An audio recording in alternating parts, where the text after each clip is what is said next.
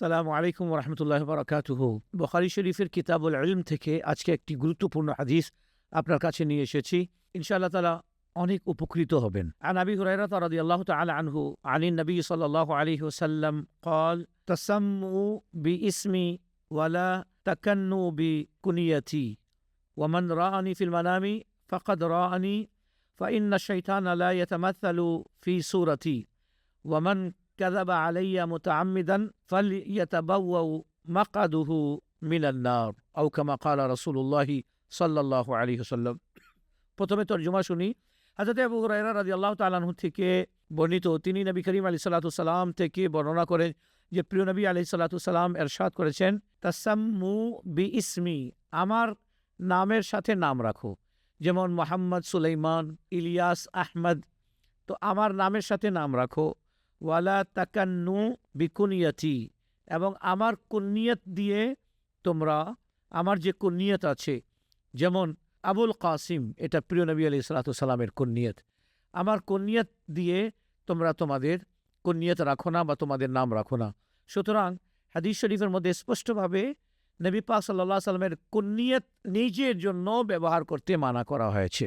কুনিয়ত হচ্ছে, কাসিম নবী করিম আলাইহিস সালাতু সালামের সাহাবজাদা ছিলেন, আর প্রিয় নবী আলাইহিস সালাতু সালাম ছিলেন হুজুর করিম আলাইহিস সালাতু সালামের নাম ছিল কি, কুনিয়ত কি ছিল? আবুল কাসিম।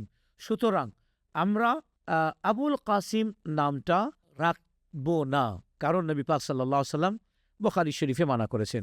এরপরে ইরশাদ করলেন, মান রাআনি ফিল মানাম, যে ব্যক্তি আমাকে স্বপ্নে দেখলো, ফাকাদ রাআনি, সে সত্যিকার আমাকেই দেখলো।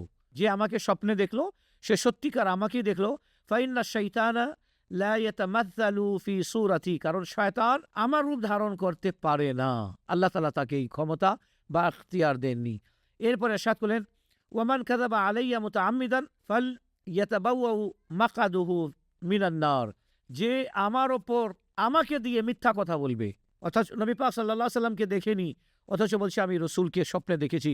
সে নবী পাক সাল্লাল্লাহু আলাইহি সাল্লামের আওলাদে রসুল নয়, অথচ নিজেকে আওলাদে রসুল বলতেছে। সে সৈয়দ জাদা না, কিন্তু নিজেকে সৈয়দ জাদা বলতেছে।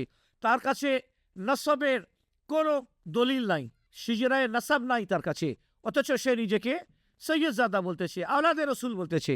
আল্লাহ তাআলার হাবিব আলাইহিস সালাতু সালাম ইরশাদ করলেন, মান কাযাবা আলাইয়া মুতাআম্মিদান ফালইয়াতাবাওয়াউ মাকআদুহু মিনান নার, যে আমার উপর মিথ্যা তহমত লাগাবে, আমার দিকে মিথ্যা তহমত মনসুব করবে, তো সে যেন তার ঠিকানা জাহান্নামে বানালো।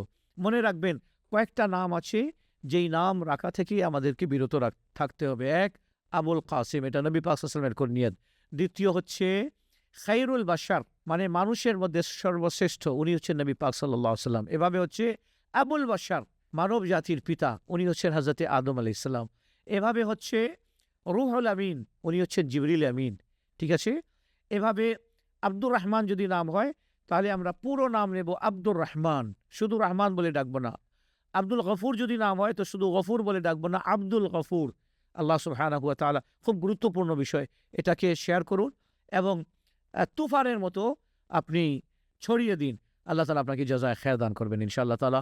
ওয়াসসালামু আলাইকুম ওয়া রাহমাতুল্লাহি ওয়া বারাকাতুহু।